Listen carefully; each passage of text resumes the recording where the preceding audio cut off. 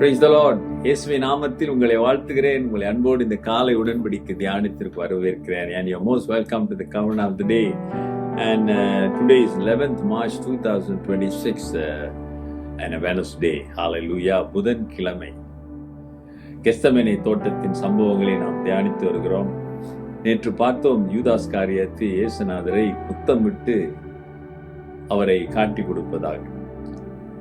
பாருங்க, அன்னைக்கு சாயந்தரம் தான் பஸ்கா பண்டிகையை நினைவு கூர்ந்தார்கள். இயேசு இது என்னுடைய உடன்படிக்கை, என்னுடைய சரீரம் புது உடன்படிக்கை சொன்னாங்க. அப்பயே எல்லாரும் அது யூதருடைய பழக்கம், ஒருவர் சந்திக்கும் பொழுது கட்டிப்பிடிச்சு கன்னங்களில் என்ன செய்வார்கள், முத்தமிடுவார்கள்.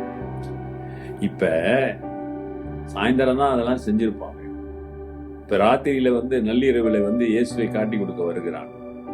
அங்கே இயேசுவாமியை கட்டி பிடிச்சு முத்தம் கொடுக்குறான். அப்ப சீஷர்கள் அங்கதானே இருக்கிறாங்க, ஆனா யூதாஸ் அங்க இல்லை. சரிங்களா? எனவே அவன் காட்டி கொடுத்ததை பற்றி நேற்று நாம் பார்த்தோம். இன்றைக்கு ஒரு சம்பவம். இவன் சொன்ன உடனே இயேசுவை எல்லாம் பிடிக்கிறாங்க. அப்பொழுது நடந்த ஒரு சம்பவத்தை தான் இன்னைக்கு பார்க்க போகிறோம். அது மார்க் 14:47. மார்க் 14:47.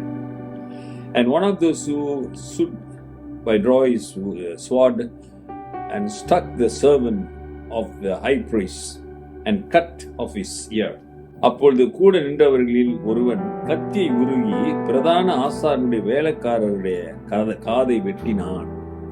அங்கிருந்த சோல்ஜர்கிட்ட அந்த கத்தியை எடுத்து கூட நின்றவர்களில் ஒருவன் கத்தியை உருவி, நிச்சயமா பக்கத்துல இருக்க கத்தி தான் உருவி இருப்பான், உருவி அவருடைய காதை வெட்டுக்கிறான். இதை யாரை வெட்டினார்னு இங்க இல்ல, யார் வெட்டினதுன்னு இங்க மார்க்கில் இல்ல, மத்தேயும் இல்ல, லூக்காவிலும் இல்ல. இந்த 3 இதுலயும் ஒருவர் வெட்டினாரு, கூட இருந்தவர் வெட்டினாருன்னா இருக்கு. ஆனா யோவான்ல பேதுரு வெட்டினதாக பெயர் குறிப்பிட்டு இருக்கிறது. Peter cut, he cut the ear of the high priest's servant. பேதுரு தான் வெட்டுகிறான். கடைசி வரைக்கும் நான் என் உயிரை கொடுப்பேன் என்று சொன்னானே, அவள் கைது செய்யும் போது கோபம் அடைந்து கத்தி எடுத்து வெட்டுகிறான். அந்த உரையாடல் யோவான்ல நல்லா இருக்கும். ஏசாமி சொல்றாரு, கத்தியை உரையில போடு, கத்தி எடுக்கிறவன் கத்தியால் தான் சாவான்னு யோவான்ல இருக்கு. ஆனா லூக்கா, மார்க்கு, மத்தேயு இந்த உரையாடலாம், அந்த டயலாக்லாம் இல்லை. சரிங்களா? சரி, இங்கே அந்த கத்தியை எடுத்து காதை வெட்டுகிறார்கள். யோவான்ல அந்த காதை அவன் ஆண்டவர் திருப்பியுமாக அந்த காதை வைத்து ஒட்டி அங்கு ஒரு அற்புதத்தை செய்கிறார். மார்க்கில் இல்லை, அதை தாண்டி போகிறது மார்க். யோவான் கூட இருந்தவன். நிச்சயமாக இந்த சம்பவங்கள் மறக்கக்கூடிய சம்பவங்கள் இல்ல, விடுபடுகின்ற சம்பவம் அல்ல. அதனாலதான் மார்க் அதனாலதான் யோவான் தெளிவா எழுதுறாரு. நீ யோவானை படிச்சு பாருங்க. யோவான் 18ஆம் அதிகாரத்தில் இருக்கு. தான் பாடுபட போகுது, தன் சிலுவையிலே உயிரை கொடுக்க போகிறது, தன்னை கஷ்டப்படுத்த போகிறார்கள், என்னை பிச்சை எடுக்க போறாங்க, அவர்களெல்லாம் தெரிஞ்சு வேதனையோடு இருக்கும்போது அங்கு ஒருவன் காதை வெட்டுகிறான். சீஷன் அந்த காதை ஒட்டி ஒரு அற்புதம் செய்கிறான். இயேசுயா யாரு இயேசுவோட ஒப்பிட முடியும்? முடியாது. யாரையும் ஒப்பிட முடியாது. அவர்தான்.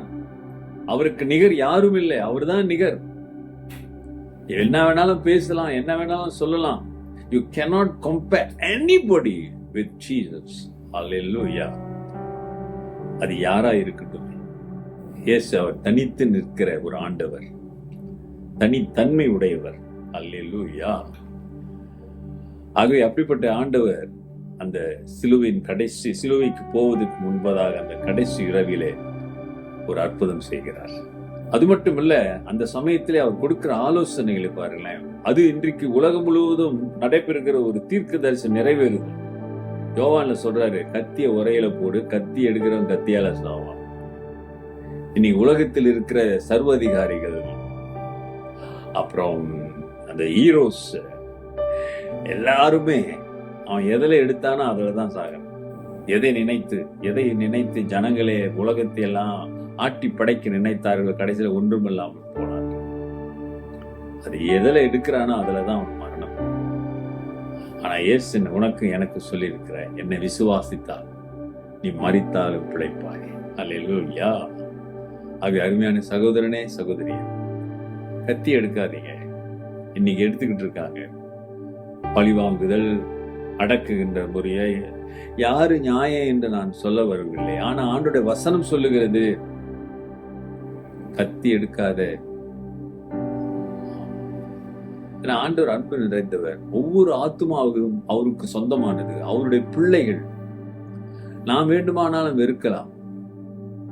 தன்னை கைது செய்ய வந்தவனுடைய காதையை ஒட்டி அற்புதம் செய்கிறார். யோசிச்சு பாருங்களேன்.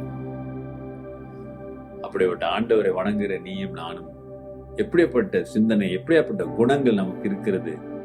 இந்த தவச காலத்தில் ஒப்பு கொடுங்க. கர்த்தர் பெரிய காரியங்களை செய்வார். ஜெபிப்போம். நல்ல ஆண்டவரே, இந்த காலை வேளைக்காக நன்றி. இந்த பரிசுத்த நாட்களிலே உடைய கிருபை ஆவியானவரே எங்களுக்கு போதுமானதாக இருக்கு.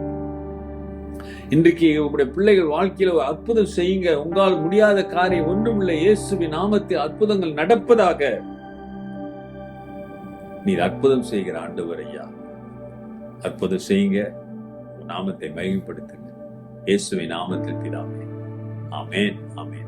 நமது ஆண்டவராகிய இயேசுவுடைய கிருபை, பிதாவின் அன்பு, பரிசுத்த ஆவியின் ஐக்கியம் உங்களோடு இருந்து உங்களை ஆசீர்வதித்து காப்பதாக. என் ஆத்துமாவே கர்த்தரை ஸ்தோத்திரி, என் முழு உள்ளமே அவர் பரிசுத்த நாமத்தை ஸ்தோத்திரி. என் ஆத்துமாவே கர்த்தரை ஸ்தோத்திரி, அவர் செய்த சகல உபகாரங்களை மறவார். ஆமென், ஆமென். சிஸ்டர், என் சகோதரனே சகோதரியே, விசுவாசத்தோடு இன்றைக்கு ஆண்டவர் பாதத்திலே விடுவாயானால் உன் வாழ்க்கையிலே ஆண்டவர் அற்புதம் செய்வார். இப்பொழுதே செய்வார். நம்பு. Take care. God bless.